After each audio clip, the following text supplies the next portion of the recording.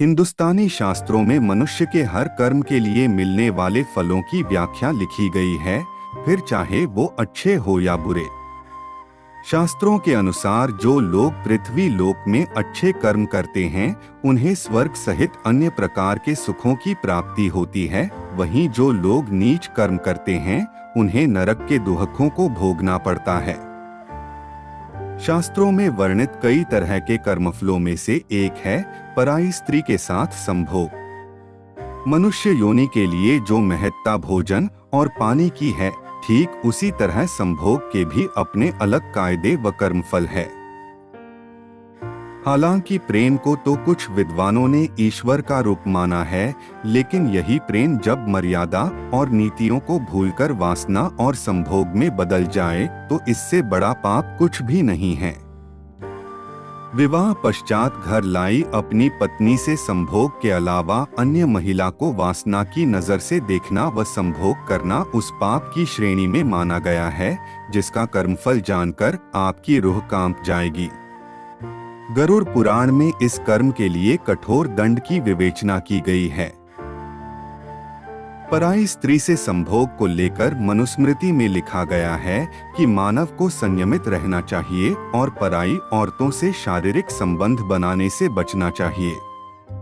मनुस्मृति में बताया गया है कि जो पुरुष काम वासना से वशीभूत होकर पर स्त्री से संबंध बनाता है तो परलोक में उसके सिर पर योनि का चिन्ह बना दिया जाएगा।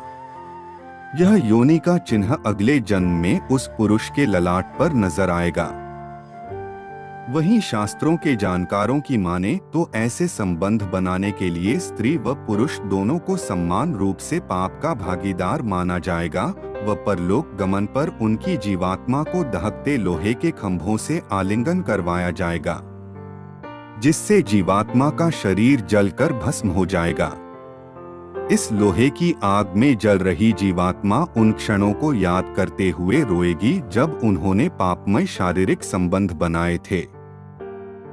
गरुड़ पुराण में पर स्त्री व पर पुरुष से शारीरिक संबंधों को लेकर अलग अलग व्याख्या की गई है। इसमें कुंवारी या फिर कम उम्र की कन्या से संबंध स्थापित करने की सजा भी बताई गई है। साथ ही जो स्त्री अपने पति परमेश्वर को छोड़कर अन्य किसी भी पुरुष से इस तरह के संबंध बनाती है तो उसे यमलोक में आग से धधकते लोहे से चिपकाया जाता है। इस सजा की अवधि उस इंसान के कर्म के अनुसार होती है। साथ ही पाप की सजा पूरी होने पर उस स्त्री को चमगादड़, दो मुहा सांप या फिर छिपकली के रूप में जन्म लेना पड़ता है।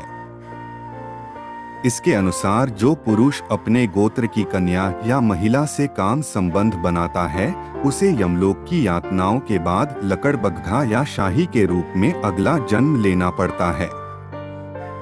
कम उम्र की लड़की व कुंवारी युवती से शारीरिक संबंध बनाने वाले को घोर यातनाएं सहने के बाद अजगर बनाया जाता है, जो अपने अगले जन्म में भी पिछले कर्मफल भोगता है।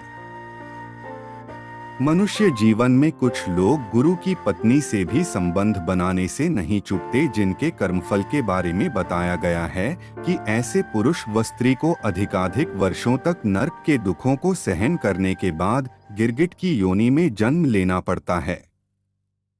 वहीं दोस्त से विश्वासघात करके मित्र पत्नी से संभोग करने वाले को कई वर्षों तक यमराज गधा की योनि में रखा जाता है। मनुस्मृति की माने तो पराई स्त्री से संभोग करने वाले को ऐसी सजा का प्रावधान भी है कि उसे अपना लिंग और अंडकोश को पहले अपने हाथों से काटना होगा व फिर स्वयं की मृत्यु होने तक दक्षिण पश्चिम दिशा की ओर चलते जाना होगा।